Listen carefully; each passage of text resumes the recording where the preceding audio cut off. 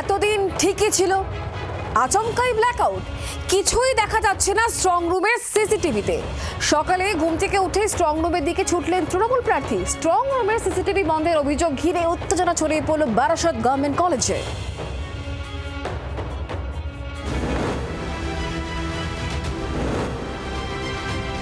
Strong রুমে বিদ্যুৎ বিভ্রাটের অভিযোগ তো ছিল, এবার নতুন অভিযোগ সামনে এলো।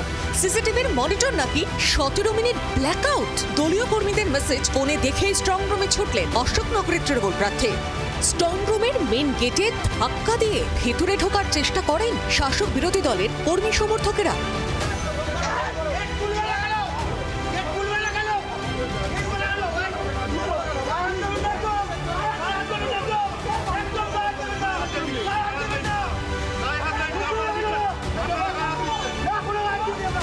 এই যে বারাসাত গভর্নমেন্ট কলেজ, এই বারাসাত গভর্নমেন্ট কলেজেও অভিযোগ আজ সকাল 8টা নাগাদ সেখানে বেশ কিছুক্ষণের জন্য সিসিটিভি বন্ধ থাকে।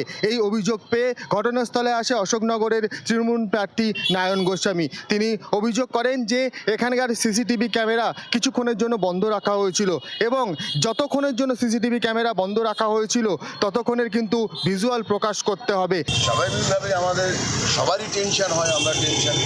আমি উইদিন 8:30 আমি এখানে চলে আসি, একদম বাড়ির ড্রেস পরে এখানে চলে আসি।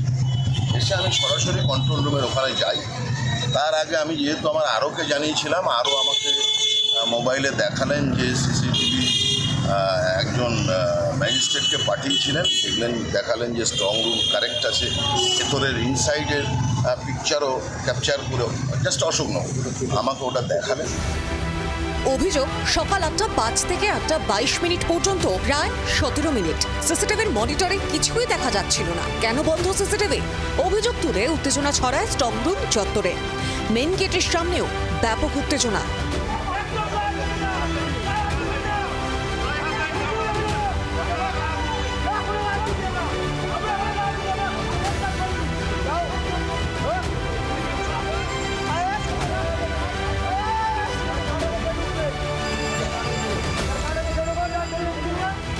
স্ট্রং রুম চত্বরে উত্তপ্ত পরিস্থিতি তৈরি হতেই পৌঁছয় সেখানে কেন্দ্রীয় বাহিনী ও রাজ্য পুলিশ।